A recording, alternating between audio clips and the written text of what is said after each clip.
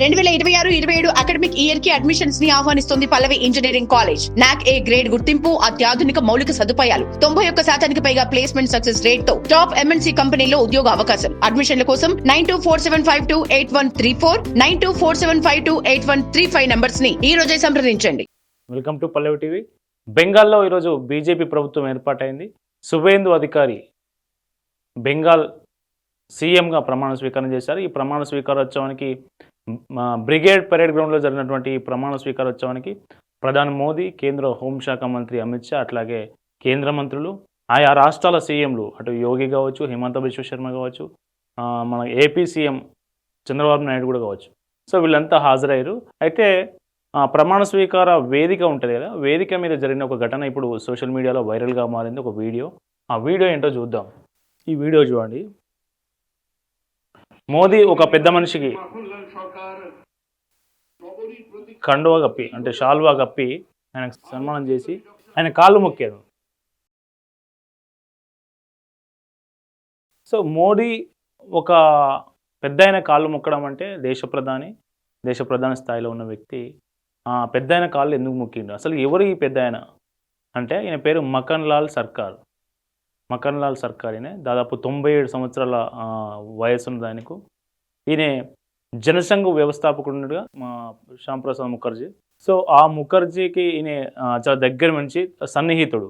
So కాశ్మీర్లో 1952-53లో కాశ్మీర్లో భారతీయ జెండా వేయాలనే ఉద్యమం చేపట్టినప్పుడు జనసంఘ్ ఆధ్వర్యంలో, సో ఆ ఉద్యమంలో చురుగ్గా పాల్గొన్న వ్యక్తి ఈయనే మకన్ లాల్ సర్కార్.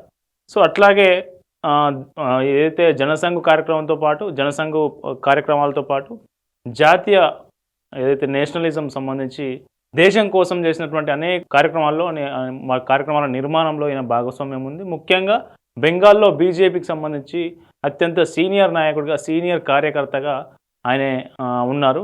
సో కాబట్టి అయితే శ్యామప్రసాద్ ముఖర్జీ అనుచరుడు కాబట్టి సుదీర్ఘంగా జనసంఘ్ స్థాపనలో కావచ్చు, అట్లాగే జనసంఘ్ కార్యక్రమాల్లో, ఆ తర్వాత బీజేపీ కార్యక్రమంలో, జనసంఘ్ తర్వాత బీజేపీ ఏర్పాటైందిగా, బీజేపీ కార్యక్రమాల్లో కూడా ఆయన అనేక కీలక పాత్ర పోషించాడు. పార్టీ నిర్మాణం కోసం కావచ్చు, పార్టీ విస్తరణ కోసం కావచ్చు. సో గొప్ప మనిషి కాబట్టి ప్రధాని నరేంద్ర మోదీ ఆయన ఆశీర్వాదం తీసుకుని, ఆయనకు సన్మానం చేసి ఆశీర్వాదం తీసుకున్నారు. అయితే ఈయనకు దేశభక్తి ఎలాంటిదంటే, ఒకసారి ఢిల్లీలో స్ట్రైక్ జరుగుతున్నప్పుడు, నిరసన జరుగుతుంటే ఈయన దేశభక్తి గీతం పాడితే అక్కడ ఉన్న వాళ్ళకి నచ్చలేదు. సో ఈయన మీద కేసు పెట్టి కోర్టుకు పంపిస్తారు. దేశ విద్రోహ పాటలు పాడుతూ దేశానికి విరుద్ధంగా, జాతికి విరుద్ధంగా కార్యక్రమాలకు పాల్పడతా ఉన్నాడని ఆయన మీద ఛార్జెస్ మోపి కోర్టుకు పంపిస్తే, అసలు నువ్వు వాడిన పాట ఏందని జడ్జి అడుగుతాడు అక్కడ. అప్పుడు మళ్ళీ వాడిండు, అక్కడ ఏం వాడిండో పాట మళ్ళీ పాడితే జడ్జికి అర్థమైపోయింది ఇక. సో అది దేశభక్తి గీతం, దేశానికి వ్యతిరేకమైన గీతం కాదు, జాతికి విరుద్ధమైన వ్యతిరేకం కాదు, జాతికి విరుద్ధమైన కార్యకలాపం కాదు అంటూ ఆయనకు ఫస్ట్ క్లాస్ టికెట్ బుక్ చేయించి ఎవరైతే కేసు పెట్టిరో, సో 100 రూపాయలు అప్పట్లో ఛార్జీలకు ఇచ్చి పంపడం జరుగుతుంది. సో అట్లాంటి దేశభక్తి నరనరాన జీర్ణించుకున్నటువంటి వ్యక్తి ఈ మకన్ లాల్ సర్కార్. సో కాబట్టి ఆ మకన్ లాల్ సర్కార్కు ప్రధాని మోదీ సన్మానం చేసి ఆయన ఆశీర్వాదం తీసుకున్నారు.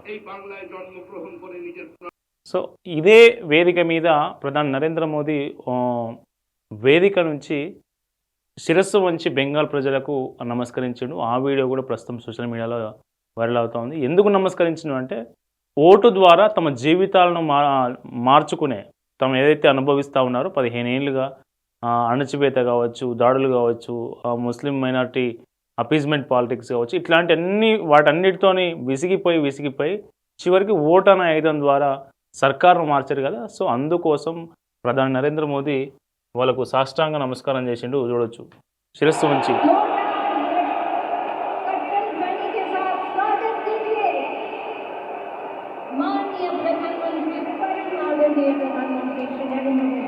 సో ఇది ఈరోజు బెంగాల్లో జరిగినటువంటి ప్రమాణ స్వీకార మహోత్సవంలో ప్రధాని మోదీ చేసినటువంటి 2 చర్యలు ఇప్పుడు సోషల్ మీడియాలో వైరల్ అవుతా ఉంది.